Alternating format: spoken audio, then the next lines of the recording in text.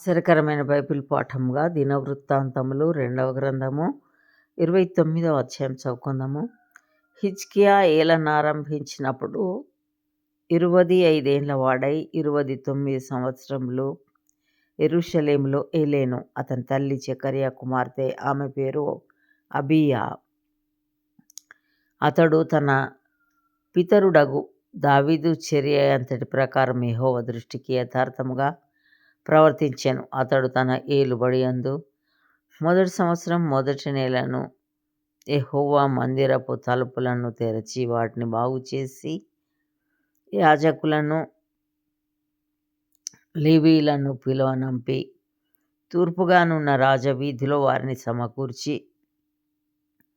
వారికి ఇలాగు ఆజ్ఞ ఇచ్చెను. లేవీయులారా, నా మాట ఆలకించుడి. ఇప్పుడు మిమ్మును మీరు ప్రతిష్ఠించుకొని మీ పితరుల దేవుడైన యెహోవా మందిరమును ప్రతిష్ఠించి పరిశుద్ధ స్థలంలో నుండి నిషిద్ధ వస్తువులనన్నిటినీ బయటికి కొనిపోవుడి.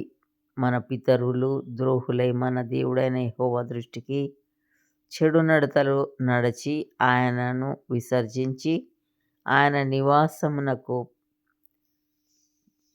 పెడముఖము పెట్టుకొని దానిని అలక్ష్యం చేసిరి. మరియు వారు మంటపం యొక్క ద్వారములను మూసివేసి దీపములను ఆర్పివేసి పరిశుద్ధ స్థలమందు ఇశ్రాయేలీయులు దేవునికి ధూపం వేయకయు దహన బలులను అర్పింపకయు ఉండిరి. అందుచేత యెహోవా యూదా వారి మీదను యెరూషలేము కాపురస్తుల మీదను కోపించి, మీరు కన్నులారా చూచుచున్నట్లుగా వారిని ఆయన భీతికిని విస్మయమునకును నిందకును ఆస్పదముగా చేశాను. కాబట్టి మన తండ్రులు కత్తి చేత పడిరి, మన కుమారులను కుమార్తెలను భార్యలను చెరలోనికి కొనపోబడిరి. ఇప్పుడు మన మీద నున్న ఇశ్రాయేలీయుల దేవుడైన యెహోవా మహోగ్రత చల్లారినట్లు ఆయనతో మనము నిబంధన చేయవలెనని నా మనసులో అభిలాష పుట్టెను. నా కుమారులారా, తనకు పరిచారకులై ఉండి ధూపము వేయుచుండుటకును తన సన్నిధిని నిలుచుటకును తనకు పరిచర్య చేయుటకును యెహోవా మిమ్మును ఏర్పరచుకొనెను గనక మీరు అశ్రద్ధ చేయకుడి. అప్పుడు కహాతీయులలో అమాషై కుమారుడైన మహతు, అజర్యా కుమారుడైన యోవేలు, మెరారీయులలో అబ్ది కుమారుడైన కీషు, యహల్లెలు కుమారుడైన అజర్యా, గెర్షోనీయులలో జిమ్మా కుమారుడైన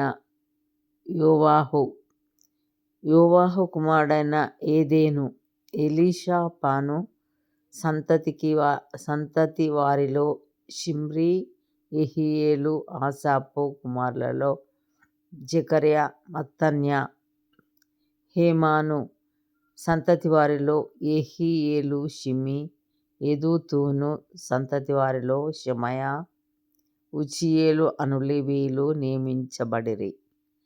వీరు తమ సహోదరులను సమకూర్చి తమను ప్రతిష్ఠించుకొని యెహోవా మాటలను బట్టి రాజు ఇచ్చిన ఆజ్ఞ చొప్పున యెహోవా మందిరమును పవిత్రపరచుటకు వచ్చిరి. పవిత్రపరచుటకై యాజకులు యెహోవా మందిరపు లోపలి భాగమునకు పోయి యెహోవా మందిరంలో తమకు కనబడిన నిషిద్ధ వస్తువులన్నిటినీ యెహోవా మందిరపు ఆవరణంలోనికి తీసుకొని రాగా లేవీయులు వాటిని ఎత్తి కిద్రోను వాగులో పారవేసిరి. మొదటి నెల మొదటి దినమున వారు ప్రతిష్ఠ చేయనారంభించి ఆ నెల 8వ దినమున యెహోవా మంటపమునకు వచ్చిరి.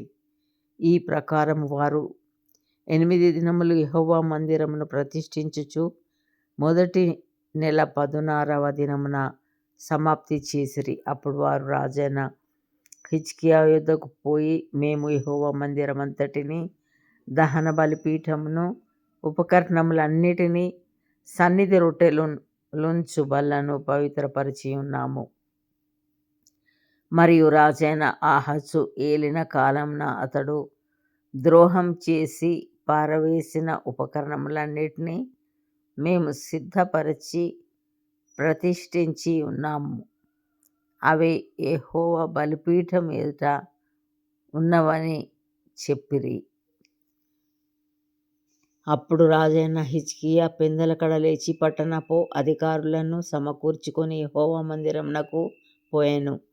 రాజ్యం కొరకును పరిశుద్ధ స్థలం కొరకును యూదావారి కొరకును పాప పరిహారార్థ బలి చేయుటకై 7 కోడెలను 7 పొట్టేళ్లను 7 గొర్రెపిల్లలను 7 మేకపోతులను వారు తెచ్చి ఉంచిరి గనుక అతడు యెహోవా బలిపీఠం మీద వాటిని అర్పించుడని అహరోను సంతతి వారగు యాజకులకు ఆజ్ఞాపించెను. పరిచారకులు ఆ కోడెలను వధించినప్పుడు యాజకులు వాటి రక్తమును తీసుకొని బలిపీఠం మీద ప్రోక్షించిరి.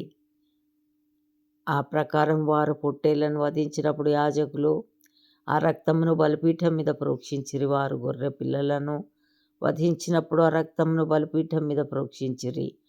పాప పరిహారార్థ బలికై రాజు ఎదుటికిని సమాజము ఎదుటికిని మేకపోతులను తీసుకొని రాగా వారు తమ చేతులను వాటి మీద ఉంచిన తరువాత యాజకులు పాప పరిహారార్థ బలియు అర్పింపవలెనని రాజు ఆజ్ఞాపించి ఉండెను గనుక ఇశ్రాయేలీయులందరి నిమిత్తము ప్రాయశ్చిత్తం చేయుటకై బలిపీఠం మీద వాటి రక్తమును పోసి పాప పరిహారార్థ బలి అర్పించిరి. మరియు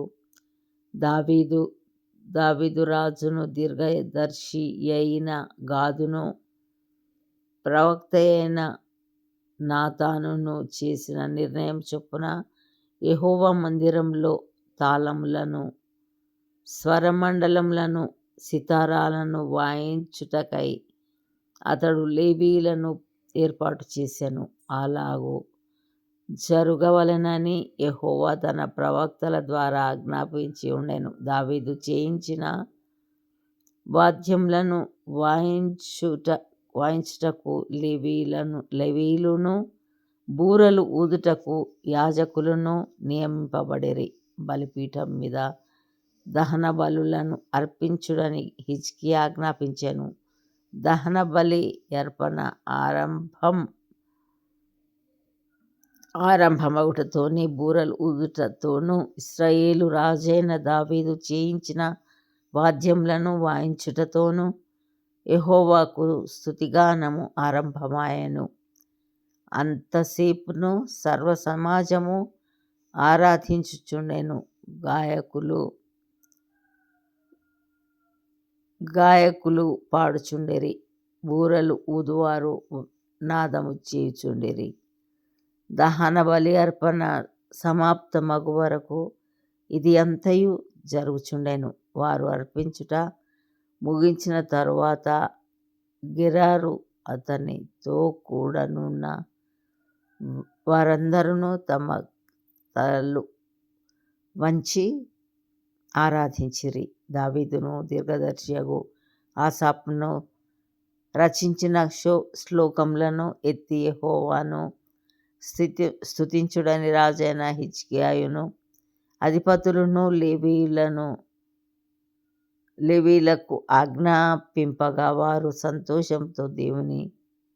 సంతోషముతో స్తోత్రములు పాడి తలవంచి ఆరాధించిరి. అంతటా హిజ్కియా, మీరిప్పుడు యెహోవాకు మిమ్మును ప్రతిష్ఠించుకొంటిరి. దగ్గరకు వచ్చి యెహోవా మందిరంలోనికి బలిద్రవ్యములను కృతజ్ఞతార్పణలను తీసుకుని రండని ఆజ్ఞయ్యగా సమాజపు వారు బలిద్రవ్యములను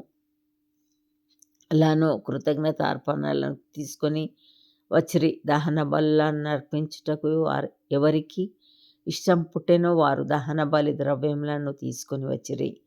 సమాజపు వారు తీసుకొని వచ్చిన దహన బలి పశువులెన్ని అనగా 70 కోడెలను 100 పొట్టేళ్లను 200 గొర్రె పిల్లలను ఇవి అన్నీయు యెహోవాకు దహన బలులుగా తేబడెను. ప్రతిష్ఠింపబడినవి 600 ఎద్దులును 3000 గొర్రెలును. యాజకులు కొద్దిగా ఉన్నందున వారు ఆ దహన బలి పశువులన్నిటినీ ఒలువ లేకపోగా పని సంపూర్ణమగు వరకు కడమ యాజకులు తమ్మును ప్రతిష్ఠించుకొను వరకు వారి సహోదరులకు లేవీయులు వారికి సహాయం చేసిరి. తమ్మును ప్రతిష్ఠించుకొనుటకును యాజకుల కంటే లేవీయులు యథార్థ హృదయులై ఉండిరి. సమాధాన బలి పశువుల క్రొవ్వును దహన బలి పశువుల దహన బలులకు ఏర్పడిన పానార్పణములను సమృద్ధిగా ఉండెను. ఇలాగున యెహోవా మందిర సేవ క్రమముగా జరిగెను. ఈ కార్యము అప్పటికప్పుడే జరిగినందున దేవుడు జనులకు సిద్ధపరిచిన దానిని చూచి హిజ్కియాయును జనులందరూ సంతోషించిరి. ఇంతటితో ఈ దినం కొరకైన బైబిల్ పాఠము సరి.